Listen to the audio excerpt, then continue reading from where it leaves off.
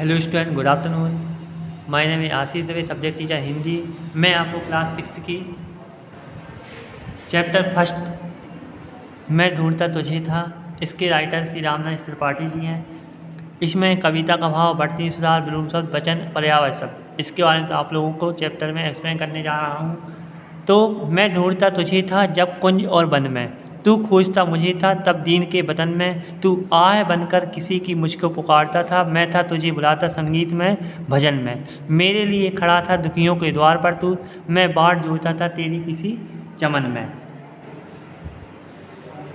बनकर किसी के आंसू मेरे लिए बहा तू, आंखें लगी थी मेरी तब मान और धन में, बाजे बजा बजा कर मैं था तुझे रिझाता, तब तू लगा था पतितों के संगठन में, मैं था विरक्त जग से इसकी अनित्या पर उत्थान भर रहा था, तब तू किसी पतन में। तो इसका संदर्भ दिया है प्रस्तुत पद्यांश हमारी पाठ पुस्तक सुगम भारती पाठ 6 संकलित कविता से मैं ढूंढता तुझे था से लिया गया है। इसके कवि श्री रामनाथ त्रिपाठी जी हैं। इसमें उन्होंने ईश्वर की महिमा का गुणगान किया है। व्याख्या दी है, भगवान को ढूंढने का प्रयास करता है कवि कुंज और वन में, तू खोजता था मुझे दीन के वतन में। दीन और वतन में मानव ईश्वर को बाग बगीचे में ढूंढता है, किंतु वह दीन दुखियों के द्वार पर खड़ा होता है। दीन दुखियों को द्वार पर खड़ा होता है, मैं बाट जोहता था तेरी। ईश्वर किसी की भी आह बनकर मानव को पुकारता है, किंतु लोग अपनी दुनिया मस्त रहते हैं, वे सोचते हैं संगीत और भजन में ईश्वर में खुश होगा और उसकी आकार पुकार सुन लेगा, लेकिन ऐसा प्रतीत नहीं होता, क्योंकि ईश्वर तो गिरे हुए को उठाने में लगा है। लोग संसार से उदासीन होकर ईश्वर को खोजते हैं, परंतु वह किसी के पतन के उत्थान में बदल रहा होता है। सेकंड देखिएगा, बेबस दुखी जनों के तू बीच में खड़ा था, मैं स्वर्ग देखता था झुकता कहाँ चरण में।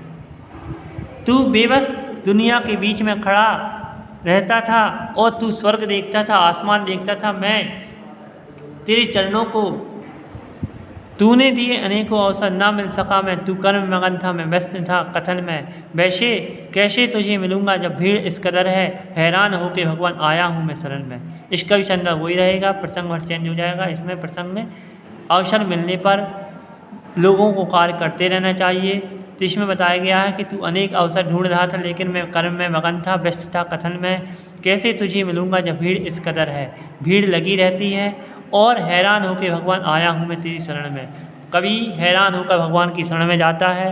इसके बाद दिया थर्ड में, तू रूप है किरण में, सौंदर्य है सुमन में, तू प्राण है पवन में, विस्तार है गगन में, है दीन बंधु ऐसी प्रतिभा प्रदान कर तू, देखूं तेरी दगों में, मन में कथा वचन में, कठिनाइयों दुखों का इतिहास ही सुबह है, मुझको समर्थ कर तू बश कष्ट के सहन में, दुख में न हार मानूं, सुख में न तुझे न भूलूं, ऐसा प्रभाव भर दे मेरे अधीर मन में।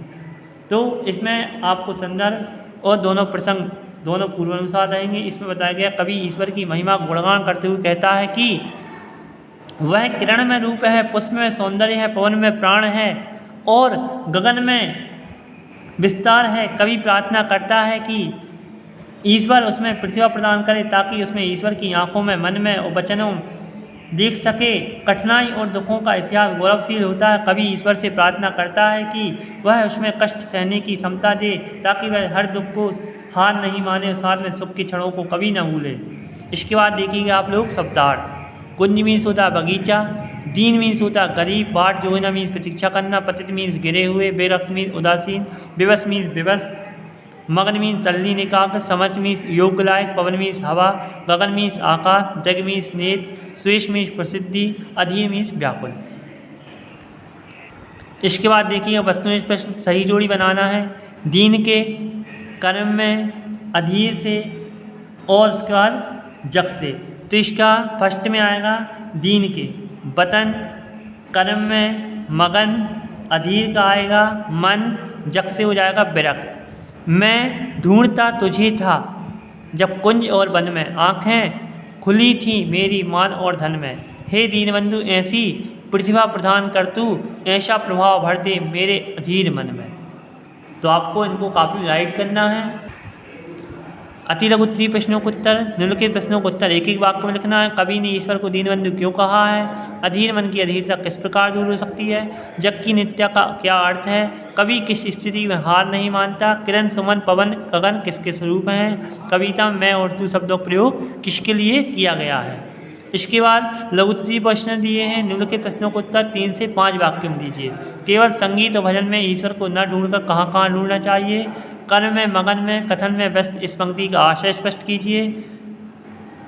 कवि और ईश्वर की उपस्थिति में 5-5 स्थान बताइए। मान और धन की अपेक्षा दीन दुखियों के आंसू निवास करता समझाइए। दुख में न हार मानूं, सुख में न तुझी न भूलूं, पंक्ति में निहित भाव बताइए। तो इनको आपको PDF से देखकर इनके आंसर राइट करना है। भाषा की बात दी है, निम्नलिखित शब्दों का शुद्ध उच्चारण कीजिए। तो इसमें आपको शुद्ध उच्चारण करके शुद्ध वर्तनी बताना, वाक्यों प्रयोग करना। Okay student, thank you.